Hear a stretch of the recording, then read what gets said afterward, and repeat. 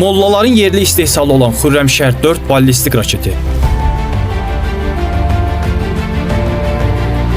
Bu raketin uzunluğu 13 metr, diametri 1,5 metr, çəkisi 30 ton, partlayıcı başlığının çəkisi 1,5 ton və uçuş məsafəsi isə 2000 kilometrdir. Bu xüsusiyyətlər təbii olaraq bir çox raketlərdə də ola bilər. Amma düşmənləri göz yaşlı qoyan və adı gələndə düşmənin qorxudan hara girə biləcəyini belə yadından çıxardan bu ballistik raketi, yaxud ballistik kabusu əzab mələyini çevirən isə onun misilsiz sürətidir. Raketin bu misilsiz sürəti onu bütün müdafiə sistemlərinin önündə qarşısı alınmaz bir raketə çevirir. Mollaların yaratdığı bu ballistik raket 3 ədəd 700 kiloqram və ya 6 ədəd 200 kiloqramlıq başlıqları özü ilə hədəfə çatdıra bilmək qüdrətinə malikdir. Bu raketin istehsalında Mir texnologiyasından istifadə olunduğu üçün həmin raketin başlığı hətta ondan ayrıldıqdan sonra belə 5 metr dəqiqlik ilə hədəfə doğru yönəldilmək qabiliyyətinə malikdir. Bu raketin başlığı hədəfə çatmazdan öncə 80 ya 100 ədəd kiçik raketlərə çevrilir və hər raket 15 TNT gücündə partlayış yaradır, həmçinin 500 metrlik ərazini külə döndərərək məhv edir.